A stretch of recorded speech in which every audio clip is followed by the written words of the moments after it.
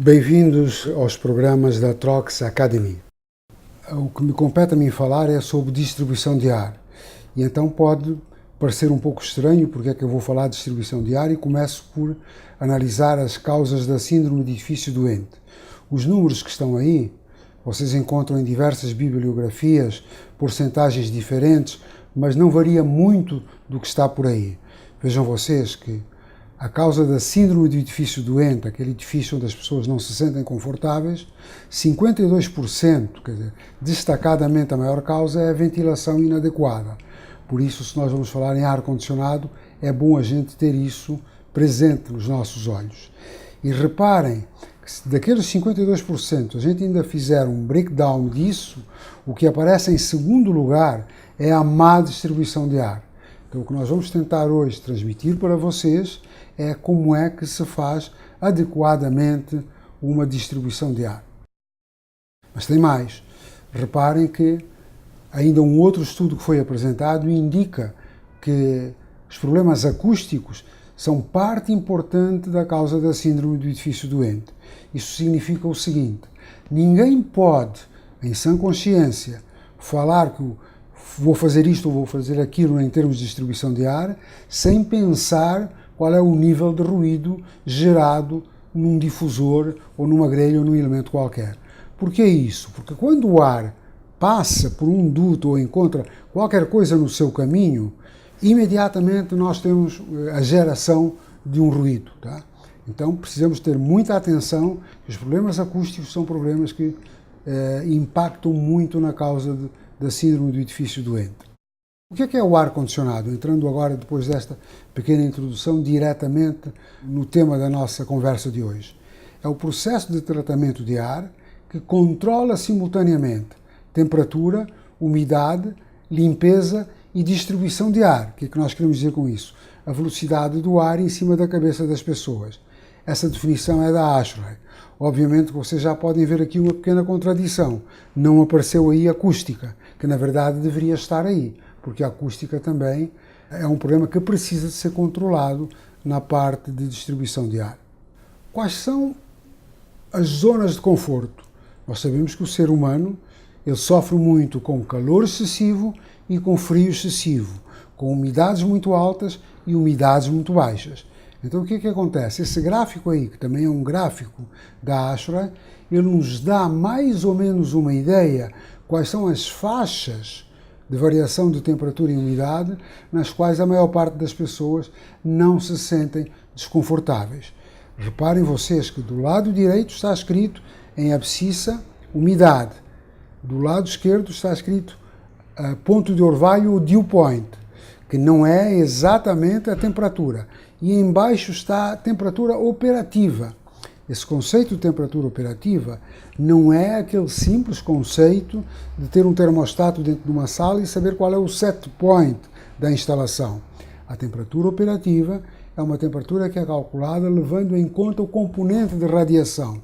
Só para vocês se lembrarem um pouco, se vocês estiverem próximos de uma janela onde o sol bate diretamente, vocês podem ter 17 graus na sala, que naquela faixa onde o sol entra vai estar quente. Então isso é o que a gente fala de a temperatura operativa leva em consideração também o componente radiante da própria temperatura. Este dado é um dado relativamente interessante. Há um conceito, e não me perguntem porquê, nunca ninguém me explicou o porquê desse número, mas há uma definição universal que um edifício é considerado doente quando 20% das pessoas que utilizam esse edifício não estão conformes com as condições de temperatura, umidade, com as condições do ar-condicionado. Então, se a gente entrar aí e olhar aqui nos 20% e vier com uma linha horizontal e for a 23 graus, que é mais ou menos a temperatura que se utiliza muito no Brasil, nós vamos ver aqui embaixo que a velocidade média na zona de ocupação não deveria ultrapassar, vai lá, no máximo 0,22 metros por segundo. Nós vamos ter a ocasião de mostrar para vocês que os catálogos da Trox, por prudência, sempre dão muita informação, quais são as condições de seleção em que a velocidade média do ar, então, foi arredondada para 0,2 metros por segundo. E vejam vocês outro dado interessante. Se eu for também pegar naqueles 20%, olhem que essa velocidade média, se a temperatura aumentar, eu posso aumentar a velocidade que está aqui. Também não é novidade para vocês. Vocês sabem que, por exemplo, se a temperatura, que nós tivéssemos aqui um gráfico que a Ashray não levantou, de 32, 33 graus, nós íamos ter aqui velocidades altas. Não é novidade. Todos nós sabemos que na praia, quando a gente está na praia com o sol incidindo ali nas nossas cabeças, com aquilo tudo, uma velocidade de 2 metros por segundo é extremamente confortável com o ar a 40 graus. Não é? E então eu diria que a velocidade recomendável depende, obviamente, de qual é a temperatura do ambiente. Eu diria mesmo mais, se nós temos algum ambiente em que a temperatura, o set point, é mais alto, nós temos que aumentar, de acordo com este gráfico, a velocidade terminal. Outro conceito que se fala muito pouco nos manuais por aí. Dificilmente vocês encontram esta informação, por exemplo, na grande bíblia do ar-condicionado, que é da Ashray, que é o nível de turbulência. Ah, mas então o ar é turbulente? É, o ar é turbulento. Se vocês já estiveram ao pé de uma máquina de ar-condicionado, com certeza absoluta, e se vocês prestarem atenção ao ruído do ventilador, ele não é um ruído monocórdico, né? Ele é assim, vum, significa que efetivamente o ventilador é uma bomba pulsante. Então a quantidade de ar que ele manda para a rede, ela vai variando. É mais ou menos o que se mostra aí. E se essa velocidade varia, se essa quantidade de ar varia, a velocidade terminal também varia. Então o que é que nós temos? Temos aqui, por exemplo, neste caso, um valor médio, tá? Que é este V que acontece 50% das vezes, e depois a velocidade vai para cima e a outra vai para baixo. O que é o nível de turbulência? O nível de turbulência nos diz exatamente quão essa distribuição se distancia desse valor médio. Quanto mais essa distância, quanto mais esses picos aqui forem maiores, maior será a turbulência da nossa instalação. Esse grau de turbulência é extremamente importante, porque tem um senhor da Universidade Técnica da Dinamarca, o professor Fanger, que infelizmente já faleceu. Esse senhor foi talvez a pessoa no mundo que mais estudou esse tema da qualidade do ar e do conforto das pessoas dentro das instalações. E nós vamos ver depois qual é a importância desse nível de turbulência que nós vamos aqui definir. E como é que ele então se definiu? O grau de turbulência, como mostra esta fórmula, é o desvio padrão, aquele conceito estatístico do que acontece 84% das vezes, né, dividido pela velocidade média. Então, quanto menor for o desvio padrão, for mais apertadinho, menor o nível de turbulência. Pergunta-se, tem alguma instalação onde o nível de turbulência seja zero? Não nas instalações de conforto, mas nas instalações industriais, sim. Quando a gente fala em salas limpas, que é um conceito que depois outras palestras lá mais para a frente da Trox tocarão nesse sentido, vocês lembram que antigamente aquilo chamava-se fluxo laminar. Por quê? Porque do teto para o chão, ou às vezes de uma parede para a outra, o ar descia que nem lâminas, não é? E até era feito um estudo para ver, punha-se lá um cordelzinho com umas pequenas bandeirinhas para ver se aquilo se movia ou não movia, para saber efetivamente se o ar tinha ou não tinha turbulência. Tem um outro sistema, que numa outra palestra será também tratado, numa segunda ou terceira parte dessa palestra, que são os famosos sistemas de deslocamento, ou displacement flow em inglês.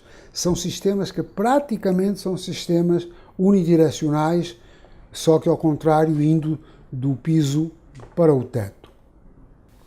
Aí é uma homenagem a esse senhor, ao professor Fanger, e vejam vocês, ele fez estas experiências todas, e eu vou contar para vocês como é que isto é feito. Isto não é nenhum dado teórico que foi estudado por alguém, ou por algum CFD, ou não. Eles pegam nas pessoas, tá? Homens e mulheres, põem dentro de um ambiente e vão variando a temperatura, a umidade, vão variando as condições, e as pessoas têm um papelinho na mão onde elas vão dizendo estou confortável, não estou confortável e tal, e com isso então é levantado e é feito esse negócio que está aqui.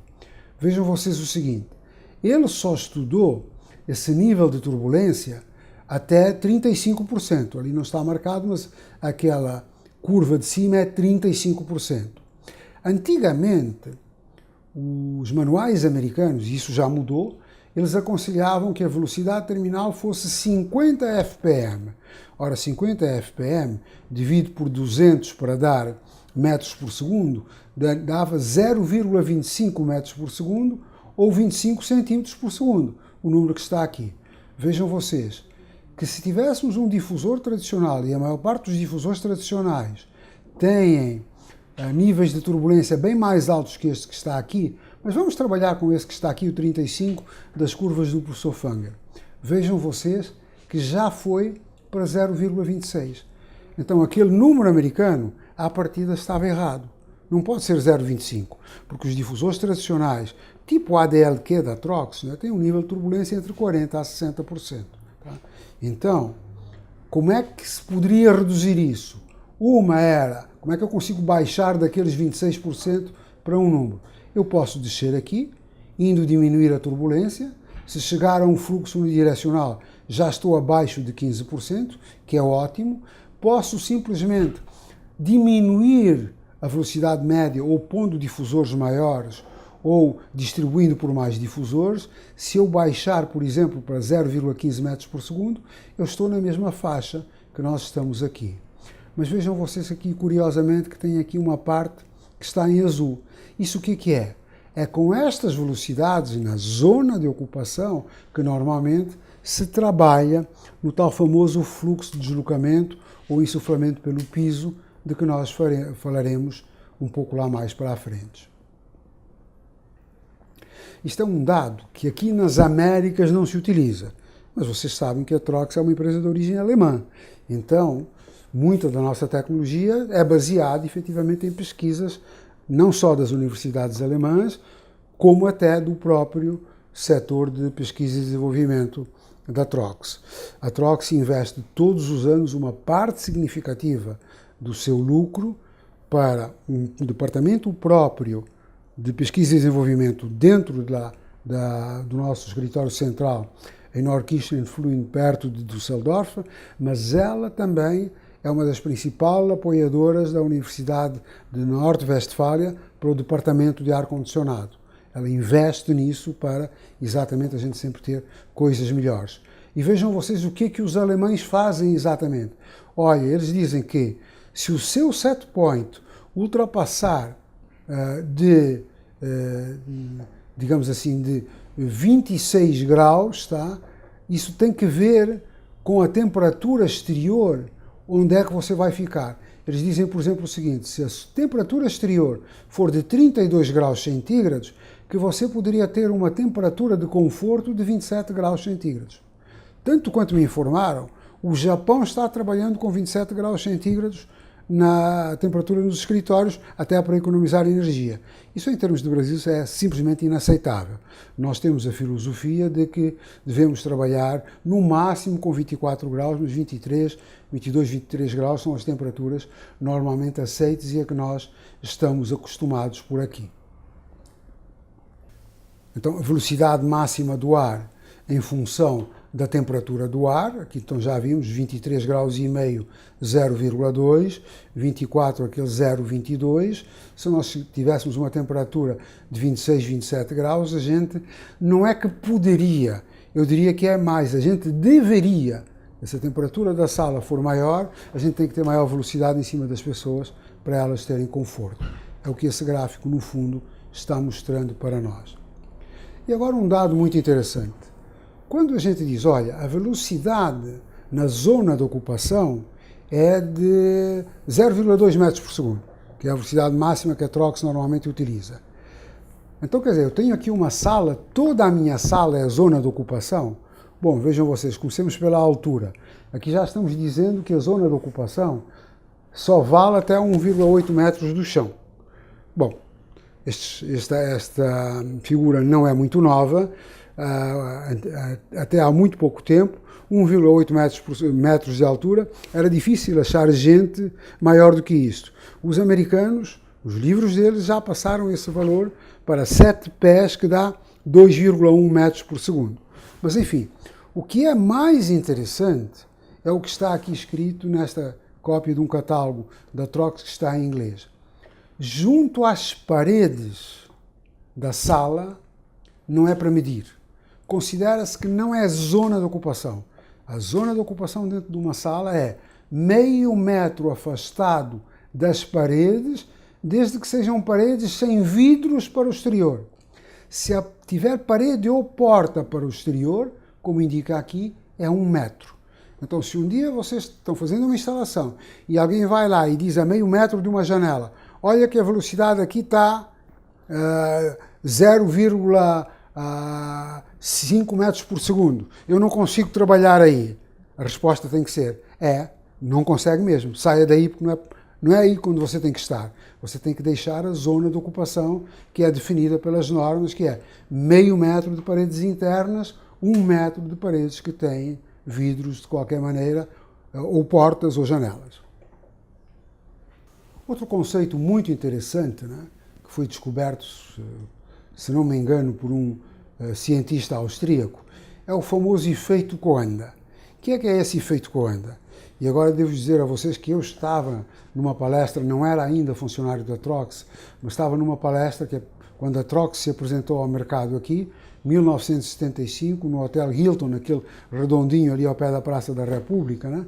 E nesse Hotel Hilton lá, pela primeira vez, aquele que era o nosso grande cientista, ou nosso não, que eu não era da Trox, na época era o grande cientista da Trox, que era o Mr. Filkenstein, falou pela primeira vez no efeito Coanda. O que é efeito Coanda? É algo que nos ajuda muito na distribuição de ar. Acontece o seguinte, se eu jogo ar próximo ao meu teto, tá? O que acontece? Tá? Se eu jogar ar aqui, esse ar como cola no teto, tá? E eu consigo um alcance muito maior do jato de ar que eu tinha lá. Isso é fácil de entender por quê. Vejam vocês que sempre que eu jogo, vocês já devem ter feito isso exatamente. Quando vocês estão, por exemplo, num lago, ou estão andando num barco, e algum moleque joga a mão dentro da água, e aumenta a velocidade e faz uma espécie de um risco na água, se vocês repararem, as ondas ao lado elas começam a ocupar aquele espaço e vão lá para a frente. Isso chama-se indução. Ora, o que acontece? Quando eu estou próximo ao teto, tá, o meu fluxo de ar imediatamente cola no teto, o que acontece com a indução ali da parte junto ao teto? Ela não existe. Eu só tenho a indução da parte de baixo. Então, como a indução é um freio que é bom a gente ter, porque a gente precisa jogar o ar com uma certa velocidade, mas não é essa velocidade que a gente quer na cabeça das pessoas. Por outro lado, a gente sabe que a velocidade é mais ou menos aceitável dependendo da temperatura. Então eu diria, é bom o efeito de indução porque ele faz duas coisas. Diminui a velocidade, mistura o jato primário com os jatos secundários e sobe a temperatura do ar. Então, com isso, nós ficamos em zonas confortáveis. Isso, normalmente, nós só temos esse efeito se for, por exemplo, uma grelha, tá? Aqui neste caso, se esta distância for pelo menos superior a 30 centímetros, aí a gente não tem efeito Coanda. Se for menor do que 30 centímetros, acontece isto que está aqui. O jato rapidamente encosta e depois vai lá para a frente. Mas então o que acontece com os difusores? Os difusores, de uma maneira geral, quando a gente olha para um difusor olhando de baixo, né, a gente vê que as aletas deles têm um certo grau de inclinação. Então o jato deveria sair para baixo e não acompanhar o teto. E então os alcances seriam diminuídos. Isso não é rigorosamente verdade. A última figurinha já esclarece o que isso é. Quando este ângulo aqui do jato é menor do que 40 graus, ele sai um pouquinho assim. No início ele não se cola, mas imediatamente é como se uma força de atração o levasse para ali e eu ganho de novo o alcance que eu preciso alcançar.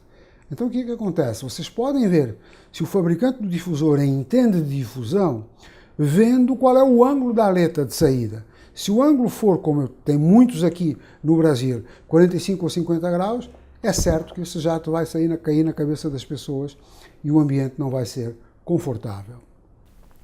Bom, e quando a gente injeta o ar pelas paredes? tem que tomar algum cuidado, né?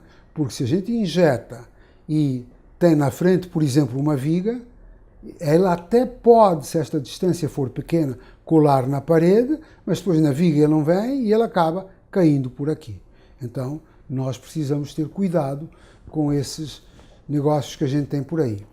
Isso que eu falei de um difusor tipo ADLQ, um difusor quadrangular, acontece também com os difusores lineares. Agora, o que acontece? Então, se eu nunca tiver teto, então eu nunca posso ter efeito Coanda? Em termos, não é bem assim. É possível, em alguns casos, ter efeito Coanda sem teto. É que o ar, como a gente diz na brincadeira aqui na Trox, o ar é muito bobinho, né? A gente às vezes consegue enganá-lo. O que a gente faz? Muitas das vezes a gente põe do lado dos difusores, seja ele quadrangular ou seja ele linear, a gente põe uns 15 centímetros de chapa de um lado para o outro. Então o ar diz assim, opa, aqui tem teto, eu posso colar, né? E sai na horizontal e cola. Quando depois ele descobre que já não tem teto, já é tarde. Aí ele vai naquela direção, vai. Claro, tem um pouco de influência da indução de cima, que vai friar isso um pouco, mas a gente também consegue, obviamente, em alguns casos, ter efeito Coanda mesmo sem teto.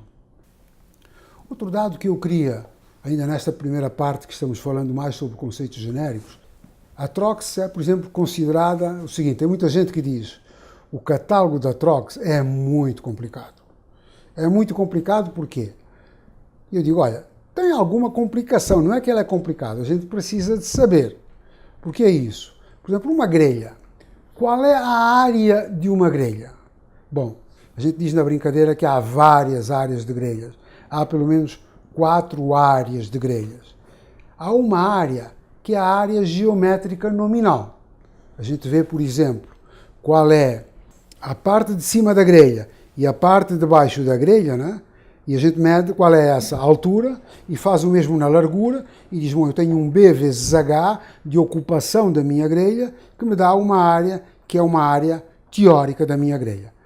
Essa é a área que eu devo usar nos meus cálculos? Não, não é. Primeiro que acontece que a grelha tem aletas no meio, como está mostrado aqui, não é? Então, como eu tenho estas aletas aqui, e eu tenho a moldura ali em cima de um lado e a moldura aqui embaixo do outro, acontece que esse espaço aqui no meio é um espaço que não é utilizado. O ar não passa ali porque ali é um corpo sólido. Vocês podem dizer, mas então é fácil. Nós podemos dizer que a área geométrica efetiva da grelha é a altura toda da grelha, por exemplo, mas a gente tira a distância entre as aletas. Verdade? Não, mais uma vez não é verdade. Nós temos aquilo que a gente chama efetivamente, desculpem o pleonasmo, a área efetiva da grelha. Porque a gente sabe que quando estamos impulsionando o ar numa certa direção, a velocidade do ar naquele ponto ali é zero. Tem uma pequena parte daquele espaço que não tem ar. Há ali uma contração da veia. Então, a área efetiva é esta que nós temos aqui. Então já temos a área nominal, a área geométrica tirando a parte de dentro das aletas e a área efetivamente efetiva, como ele disse ali. Mas miséria pouca é bobagem, ainda tem mais uma outra área. Reparem que o comportamento da mesma grelha, se o ar está insuflado ou ela é utilizado como grelha de retorno, é completamente diferente. Aqui esta figura não está muito famosa. Na verdade, a aleta não é assim. Aqui nós temos como que um conezinho por aqui. Quando a gente tem como um conezinho por aqui, como deveria estar aqui representado, o que a gente perde aqui é muito pouco. Quando é de retorno e o ar vem deste lado, o que acontece? O ar encontra toda esta parte aqui, ele não foi preparado para chegar à grelha. Então esse espaço sem ar é muito maior. Então, não cometam o erro de dizer assim, eu tenho aqui uma sala onde a minha grelha é nominal 100 por 25. Vamos imaginar centímetros, ou seja, 1 metro por 0,25. A minha grelha de retorno, eu quero pressurizar a sala, só vou passar 90% do ar, então eu vou ter, sei lá, 900 por 250, ou 0,9 por 0,25, e está tudo equilibrado. Não está. Acontece que, em retorno, a área efetiva da grelha é muito menor. Então vocês vão ter uma velocidade maior na grelha de retorno e podem ter problemas de nível de ruído. Então convém sempre estar atento a esses dados quando vocês estão vendo isso aqui. E aqui tem uma pequena informação, que nós perdemos cerca de 5% aqui nestas áreas e cerca de 25% quando é no retorno. Okay? Mais alguns dados que a gente vai precisar de estar bem claro para a gente saber o que é. Nós temos o cuidado de sempre ter a expressão em português e ter à frente a expressão, o termo tradicional que se usa no inglês. Não pomos em alemão ou francês, porque aí ficava muito complicado, não é? Mas então, corrente de ar, que na bibliografia dizem que é um draft, que é uma corrente de ar. É um desconforto local sentido por uma pessoa devido à combinação de velocidade e temperatura. A gente já viu que só velocidade não é suficiente para caracterizar e só temperatura também não é suficiente para caracterizar. Outro conceito importante, queda de jato, ou drop na bibliografia inglesa, é a distância na vertical entre o eixo de insuflamento, se for uma grelha, okay, ou do teto, se for um difusor, tá, e o fim do alcance. Okay? Isso é mais válido até para a grelha, porque no difusor esse conceito é um pouquinho diferente. Por que isso? Porque vocês sabem que o ar insuflado, mesmo que depois tenha indução, mesmo que ele normalmente é insuflado aí nas instalações normais a 13, 14 graus, no máximo 15 graus normalmente, né? Quando ele se mistura, ele fica depois a 23 graus, que é a temperatura de conforto. Mesmo assim, é mais leve que, na maior parte do tempo, que a temperatura de set point, com os 23 graus. Como ele é mais leve, é mais pesado e ele tem tendência a cair. Tem uma força que o impulsiona, a força de impulsão do ar, mas tem a força da gravidade que o tenta trazer cá para baixo. Então, a queda do jato é exatamente a distância na vertical entre o eixo de insuflamento e o fim do alcance, tá? O que a gente estudou para o alcance da grelha. E o que é o alcance? É a distância entre a grelha e o difusor até ao ponto onde a velocidade é de um valor determinado.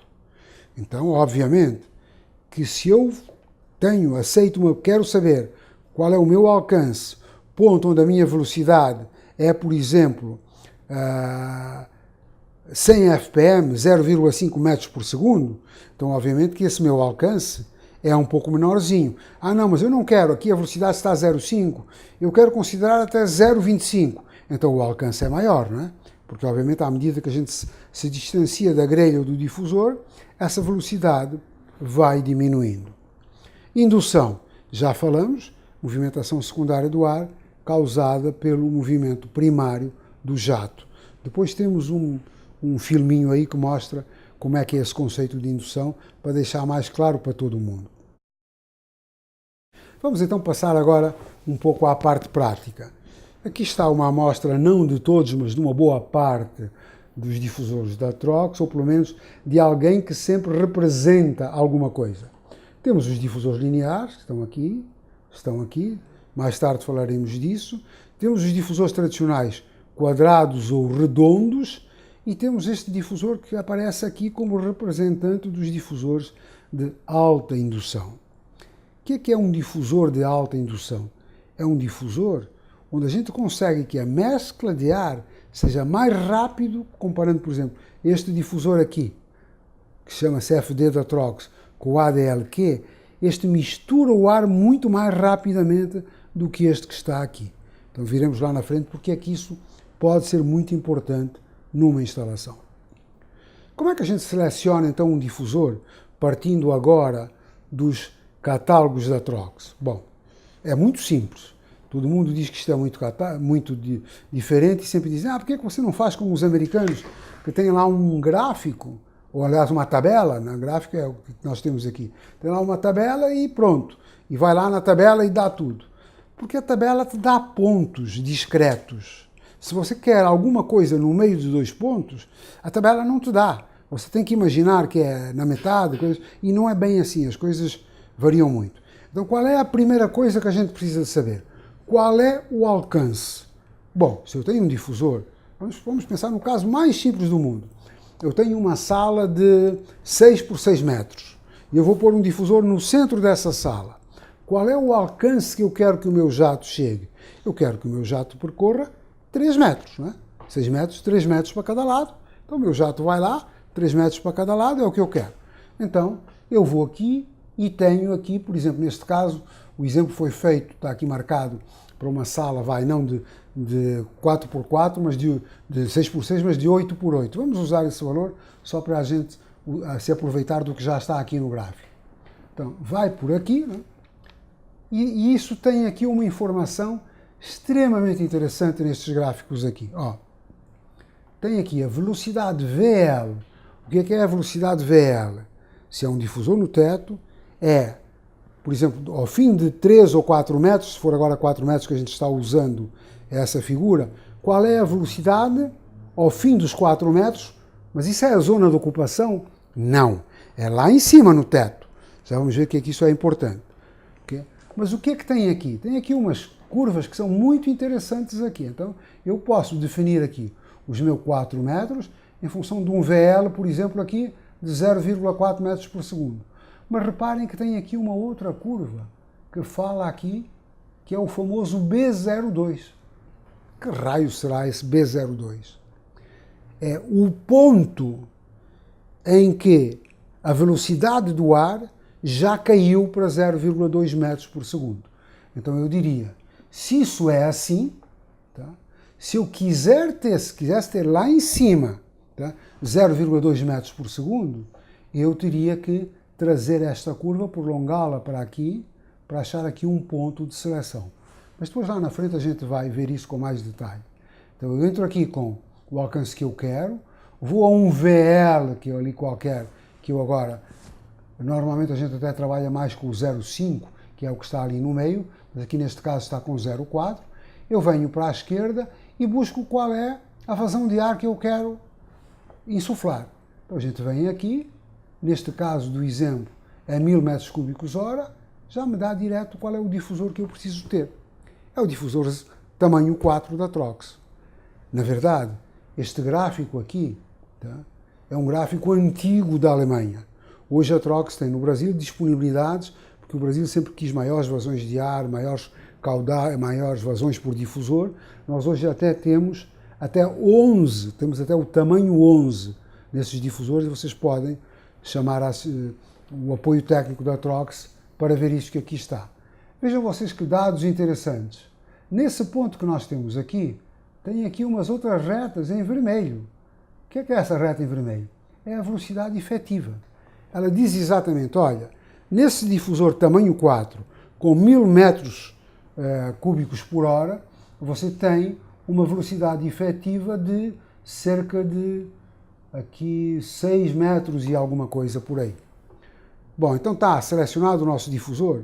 Eu diria, bom, ainda precisamos de ver aquela velha história do que acontece na zona de ocupação. Mas vamos explorar mais um pouco esse gráfico aqui.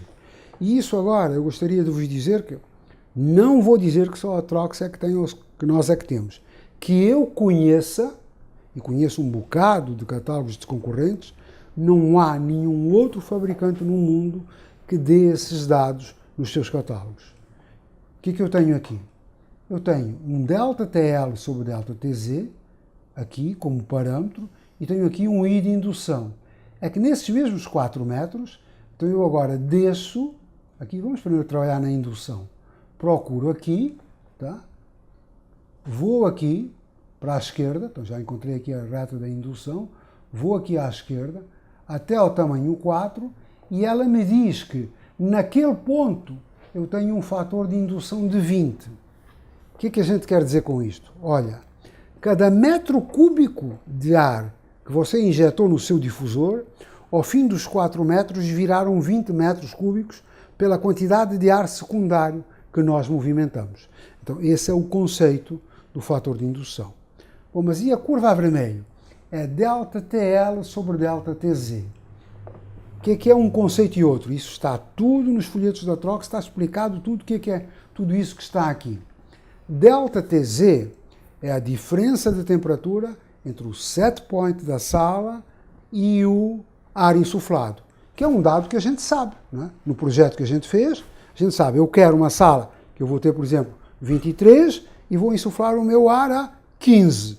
Meu ΔTz, 8 graus. Se eu insuflar a 13, meu ΔTz, 10 graus. Muito bem. E o que é o ΔTL? O ΔTL é a diferença de temperatura entre o jato no ponto que vocês estão estudando e analisando e o set point. Então, se eu vier aqui à procura dessa curva que me dá estes graus aqui, tá? No vermelho eu tenho aqui alguma coisa, talvez vocês não consigam ver muito bem, mas é alguma coisa da ordem dos 0,08 mais ou menos por aí. O que é que isso significa? Então, se eu tenho um ΔTz de 0,08, tá? E eu tenho em denominador um ΔTz de 8, eu vou ter naquele ponto 8 que multiplica 0,08, vou ter 0,64. Significa que naquele ponto a minha temperatura não é 24 graus no meu set point, mas é 24 menos 0,64. Isto pode parecer um pouco confuso assim à primeira vista, para quem está ouvindo isso pela primeira vez, mas se vocês fizerem alguns exemplozinhos, vocês vão ver que esse dado é importante. Agora vocês me podem dizer assim, puxa vida, mas então eu tenho 4 metros, mas você diz que então é lá em cima que eu estou medindo o VL. Eu não me interessa isso, eu me interessa saber onde eu estou, digamos assim, na zona de ocupação. Ah, mas a zona de ocupação começa, é um escritório de pessoas sentadas? É. Então se considera como norma que a cabeça das pessoas está a 1,3 metros do chão. Vamos imaginar que a minha sala tem um pé direito de 2,8 metros. 1,3 metros do chão é 1,5 metro. Então o alcance do meu jato são os 4 metros mais 1,5 metro para baixo. É aí que eu vou ter os meus 5,5 metros. Se eu for então pegar aqui os meus 5,5 metros para ver onde eu estou, tá? Eu vou ter aqui o meu ΔTL, eu já tinha ali o ponto que eu escolhi, eu vou ver aqui qual é esse B02. Aqui não dá para ver muito bem, mas dá cerca de 0,4. Então está perfeito. Por quê? Porque ele está me dizendo, esse B02 é o seguinte, olha, você tem aquela velocidade lá, você precisa de afastar da parede 0,4 metros para a velocidade já estar 0,2. Como 0,2 é a velocidade máxima que a gente aceita, eu diria, já estou 0,4 metros, eu até poderia estar a 0,5. Então, está perfeita a seleção do meu difusor. Recapitulando, então precisa calcular para o difusor o meu VL, chegar ao VL, que é o que ele percorre na horizontal até encontrar a parede, depois o que ele desce para a parede, pela parede, e ver nesse ponto qual é o B02. Se esse B02 for maior do que 0,5 metros por segundo, a sua seleção não está correta, porque você vai dizer às pessoas que a zona de não ocupação é maior e as pessoas precisam de usar o terreno que elas compraram e que elas pagaram. Claro? Vamos avançar. Mas nós falamos que ruído era importante. De novo, os catálogos de todo mundo que vocês veem aí, vocês têm uma informação sobre qual é o nível de ruído que um determinado difusor provoca dentro da instalação. Eu vou dizer a vocês que aí tenho algumas críticas a fazer aos nossos amigos americanos. Não sei como está hoje, porque faz tempo que eu não estou com o catálogo americano na mão, mas eu me lembro, quando eu comecei a mexer com ar-condicionado, e faz anos, né? Comecei a mexer com ar-condicionado, o que acontecia é que eu trabalhava com catálogos americanos. E lá eles definiam o nível de ruído pela velocidade no duto que chega aqui. Diziam que se a velocidade fosse superior a 700 fpm, 3,5 metros por segundo, para passar de fpm para metros por segundo dividido por 200, não é? 3,5 metros por segundo, que eu estava sempre abaixo dos 40 dBAs. A Trox diz, não, eu vou te dar o dado rigorosamente que você tem ali. Nós vimos que a velocidade que tínhamos lá era que nós podíamos chegar a 5,5 metros. Se eu for aqui com 5,5 metros e procurar aqui, Puxa, mas agora tem aí tem 3 curvas ou 3 retas. Qual é a reta que eu uso? Gente, é que normalmente o difusor não está sozinho. O difusor tem um damper. Então, esse damper, como toda coisa na corrente de ar, ele ajuda a criar o seu nível de ruído. Então, eu preciso saber se o meu damper está totalmente aberto, que normalmente nunca está, a não ser um damper num fim de linha de um duto, porque eu preciso normalmente de criar uma certa pressão para diminuir a vazão de ar. Né? Então, o que é que eu tenho? Eu tenho nessa posição, na posição do damper 50% aberto e na posição do damper 0,25% aberto. Ó, se eu vier aqui com os meus 5,5 metros, como estávamos aqui, a gente vem aqui e vê que com 100% aberto estamos com menos de 35 dBA. Desculpem, sim, um pouquinho menos de 35 dBA, que é o que está aqui em vermelho. Tá? Mas aqui tem uma outra coisa em traço interrompido, tá? Que chama NN. O que é esse NN? Bom, esse conceito é um conceito de acústica, né? Mas para a gente medir o nível de conforto de uma instalação, você tem 2 processos. Ou fala em dBA, que é um número razoável, mas normalmente a gente fala nas curvas NC. Depois, nas partes de acústicas, isso será tratado mais em detalhe. Então, vocês podem ver aqui que, de uma maneira geral, vocês têm aqui as curvas do dBA e as curvas do NC, e as curvas de NC são sempre um pouquinho maiores que as do dBA. O que é que eu quero dizer com isso? Que uma instalação onde eu tenho, por exemplo, uma exigência de 30 NC, eu posso ter para aí entre 35 e 37,5 dBA que eu permito de nível de ruído na minha instalação. Mas agora tem outro dado aqui interessante. Mas isto então, a Trox levantou isto, fez isso para cada difusor, tem uma curva destas para cada difusor? Não. Aí a gente se aproveita das leis da acústica, como é que soma níveis de ruído, e, por exemplo, para difusor quadrado, essas curvas foram levantadas para o tamanho 5. Tá? Bom, o que é que este gráfico diz aqui? Olha, se foi levantado para o tamanho 5 e o teu difusor, na verdade, acontece que ele não é o tamanho 5 ou 6, que é 0, mas é o tamanho 7, o número que você tiver aqui, você tem que somar 4 dBs ao resultado final. Mas não é tamanho 7, é tamanho 3. É tamanho 3, então eu tenho que tirar 3 dBs no resultado, que eu meço aquilo aqui. Só lembrando a vocês do seguinte, que esse dado é um dado interessante. Quando a gente fala em dB e em dBA, esses valores não são valores absolutos, são escalas logarítmicas. E nas escalas logarítmicas tem uma coisa curiosa, né? 2 mais 2 não dá 4. Ou, por exemplo, se eu tenho 2 difusores numa sala, um que me está dando 30 dBA e o outro está dando também 30 dBA, o nível de ruído na sala não são 60 dBA. 30 mais 30 em escala logarítmica dá 33. Isto é, 2 fontes iguais soma 3 dBs à fonte menor. É o que essa correção aí, mais ou menos, tenta dar para vocês. Ok, então vamos olhar agora este filminho que nós vamos mostrar agora aqui. Tá? Ele mostra exatamente esse fenómeno da indução. Vejam vocês, o ar primário é o que está em azul e imediatamente ele começa a induzir a se misturar com ele as bolinhas vermelhas, que representam o ar da sala, tá? E ao fim de algum tempo nós já temos uma mistura quase perfeita no final do jato. Muito bem, agora nós lá atrás vimos a seleção do difusor, mas sem um outro difusor dentro da sala. Quando nós temos 2 difusores dentro da mesma sala e o jato de um sendo jogado contra o outro, nós precisamos de calcular as duas coisas. Precisamos de calcular o que acontece no VL tal e qual, como a gente já tinha feito antes, a explicação que demos antes, e agora vamos saber o que acontece quando os 2 jatos se encontram.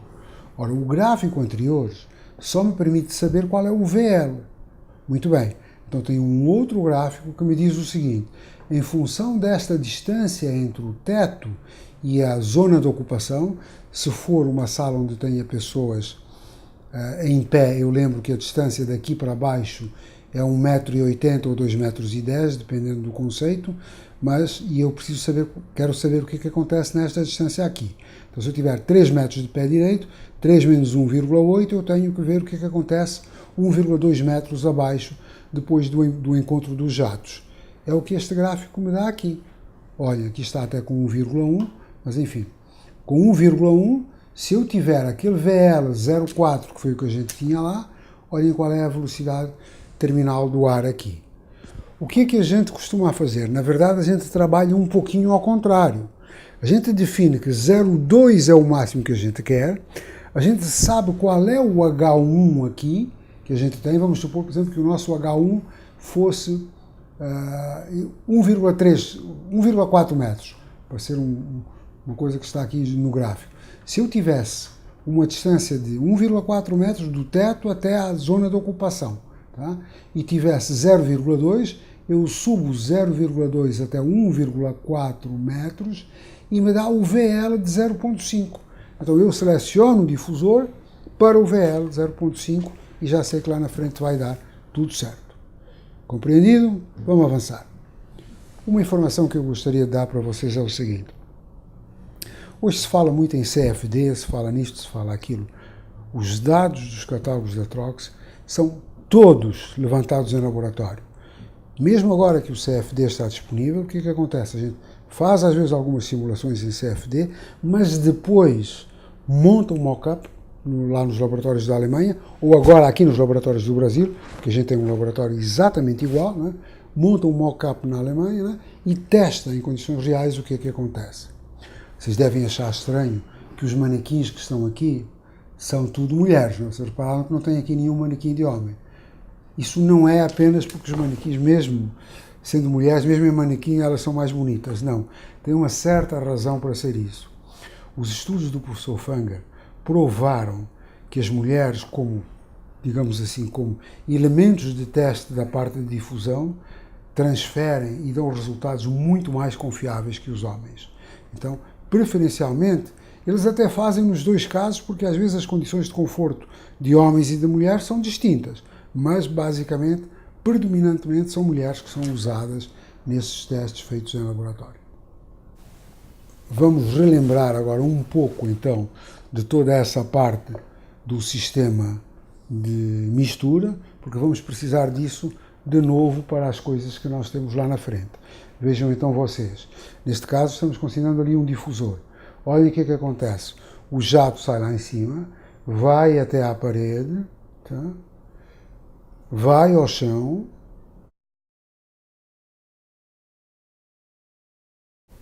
temos ali a indução em vermelho, olha o que dá.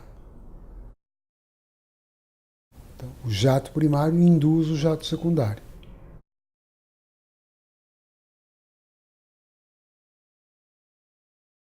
Agora devem aparecer os gráficos de temperatura, eu imagino.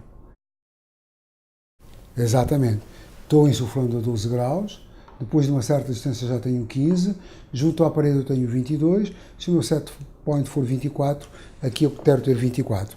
Eu quero chamar a atenção de vocês para um dado interessante. Olhem que a velocidade do ar aqui junto ao piso é relativamente elevada. Então nós precisamos ter um certo cuidado, né, para ter aqui no meio do corpo 0,25, aqui embaixo às vezes nós temos 0,5 metros. Muito bom. Não vou perder muito tempo com isto. Para difusores lineares é mais ou menos o mesmo princípio. Difusor linear no centro, né, saindo os jatos pelas laterais.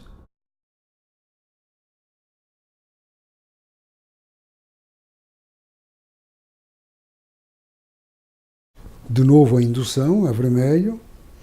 Preciso da indução para mesclar, para diminuir a velocidade e aumentar a temperatura, para chegar à temperatura e velocidades recomendáveis. Vejam vocês, eu tenho praticamente 24 graus em quase toda a altura da zona de ocupação e tenho 22 graus nas paredes opostas. Então, este gráfico, eu diria, vejam vocês, qual é o único ponto que eu diria um pouco fraco destes sistemas de mescla total? É que, na verdade, dentro de uma sala, nós compartimos com todas as pessoas o ar que está lá dentro. Então, se por hipótese tiver uma mocinha que exagerou no perfume de manhã, todos nós vamos sentir o perfume, porque esses sistemas são sistemas mistos, todos respiramos praticamente o mesmo ar. Vamos ver que temos soluções para evitar esse problema lá na frente. Apenas mostrando alguns casos de aplicação. Isto é o aeroporto de Congonhas, em São Paulo. Aqui estão os difusores ADLQ. Um dado interessante. O que é este difusor aqui? Bom, é que vocês sabem que numa instalação de ar-condicionado, o grande consumo de energia é movimentar o ar. Movimentar o ar pode chegar a representar 40% do consumo de energia. A gente consegue reduzir o consumo no chiller, a gente consegue eventualmente nas próprias unidades de ar-condicionado, né? Nós hoje temos variadores de frequência já a preços acessíveis. Nós, se não precisamos tanto ar, porque a gente calcula para a hora de maior calor, mas essa hora de maior calor acontece 2 ou 3 vezes no ano, a maior parte das vezes não precisa tanto. Então a gente faz instalações como a gente chama de volume de ar variável. Bom, mas o que é que acontece? Se vocês escolheram o difusor apropriadamente com uma certa velocidade, quando começa a reduzir a vazão de ar, o que é que aconteceria? A velocidade seria muito baixa, eu não teria efeito coanda, teria o jato em cima da cabeça das pessoas. Os americanos no passado tinham muitas teorias de como calcular os difusores para evitar esse efeito. A Trox há mais de 40 anos que tem uma solução para isso, que são os chamados difusores Variset. Na verdade, é um difusor que, de certo modo, é dividido em 2. Aqui tem um damperzinho gravimétrico, né? Quando eu tenho o fluxo de ar total, eu tenho ar suficiente para esta aletazinha aqui encostar aqui, né? Então todo o difusor está cheio de ar. Quando eu começo a ter diminuição da vazão de ar, porque eu não preciso mais e quero economizar energia, isto tem aqui uns pesos calibrados em fábrica, ele começa a reduzir, então eu reduzo o ar aqui nas extremidades, mas vejam que no núcleo central do difusor, o difusor está feito de tal maneira que a diminuição da vazão de ar se dá aqui, aqui permanece. Por que isso? Porque se eu tiver no núcleo central do difusor a vazão original, que era de 4 metros por segundo, mesmo que aqui agora caiu para 2 metros por segundo e tivesse tendência a não colar ao teto, esta de 4, por efeito de arraste, consegue levar o ar até lá à frente. Vamos ver depois que os difusores de alta indução hoje já não precisam disso, mas os difusores normais ainda precisam disso se o sistema for VAV. Aqui está o que mostram estas figuras. Sem Variset, por exemplo, eu tinha 70 metros quadrados, tá? Quando baixo a vazão do meu difusor, este caso até é com um difusor linear, né? Esta vazão devia ser por metro linear, né? Baixo para 35, o jato cai. Se eu tiver o meu Variset lá aplicado, eu tenho aqui 140, com 70 eu continuo a ter o meu jato colado ao teto e com 35 metros cúbicos eu também tenho o meu jato colado ao teto. Então eu posso ir até 10 metros cúbicos hora? Não. O sistema Variset só funciona bem até 20% da vazão nominal do difusor. Se é um difusor de 140, você pode baixar até 28, né? Mas abaixo de 28 o jato cai mesmo daquela maneira que está marcada ali. Isso é um difusor linear da série ALS, já caiu fora dos projetos da Alemanha, mas aqui no Brasil, devido à sua grande capacidade de vazão de ar maior do que os difusores tradicionais, ainda está disponível no nosso catálogo. Qual é a única limitação deste difusor? Ele pode ser feito até, digamos, comprimentos de 3 metros, mas tem umas lâminas direcionadoras, porque eu posso ter o jato ou para um lado, ou para o outro lado, ou para baixo. Não posso ter em ângulo, né? Mas eu tenho, se o meu difusor for de 1,20 m, a lâmina que faz esse movimento também é 1,20 m. Então eu não consigo fraccionar o difusor como se fossem diversos difusores ao lado uns dos outros. Por isso nós desenvolvemos o difusor VSD. O difusor VSD não tem aletas contínuas, mas tem uns cilindrinhos, que dá para ver aqui, dentro do difusor. E eu consigo pôr esses cilindrinhos do jeito que eu quiser. Eu posso ter todos de um lado, se ele estiver, por exemplo, junto a uma janela ou junto a uma parede e eu quiser insuflar o ar para dentro. Se ele estiver no meio e eu quiser distribuir, posso distribuir desta maneira, ou posso, inclusive ele tem uma coisa muito interessante. é o único difusor da Trox que permite insuflamento em ângulo. Aqui está colado ao teto 0 graus, aqui está colado ao teto 0 graus e aqui eu tenho alternadamente no ângulo que eu quiser. Por que isto é muito importante? Open space, onde o cliente faz o ar-condicionado e depois quem vai alugar ou comprar é que decide como põe as divisórias. Se tiver um sistema bem calculado com estes dois difusores, né, eu diria que eu sempre consigo ajeitar o meu difusor sem ter necessidade de mexer nos dutos, de baixar o forro, sem muita sujeira, de levar o ar para, digamos assim, salas cujas paredes, obviamente, não vão até acima. Se as paredes forem até acima, tem que ter um difusor dentro da sala, como é normal. O Variset também se aplica aqui. Tá? Aqui está como isso funciona. Não, acho que dispensa mais explicações. Tá? Só para mostrar alguns exemplos de aplicação disto, né? Como tem essa facilidade de jogar o ar para qualquer um dos lados, nós podemos ter insuflamento ao lado do retorno, sem problema nenhum. É uma vantagem desse tipo de difusor. Esse é um difusor que já teve os seus momentos de maior utilização no Brasil.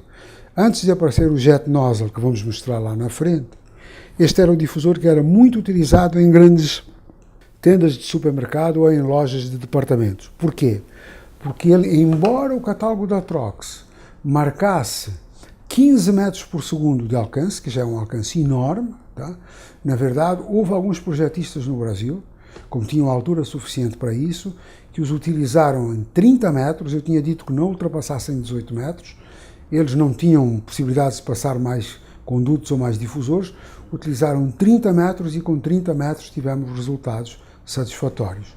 Grande vazão de ar e grandes alcances para esse tipo de difusor. Esta primeira parte era isso que eu queria falar para vocês. Muito obrigado e espero que vocês se interessem pelos outros vídeos que estão disponíveis na internet para a informação técnica de vocês.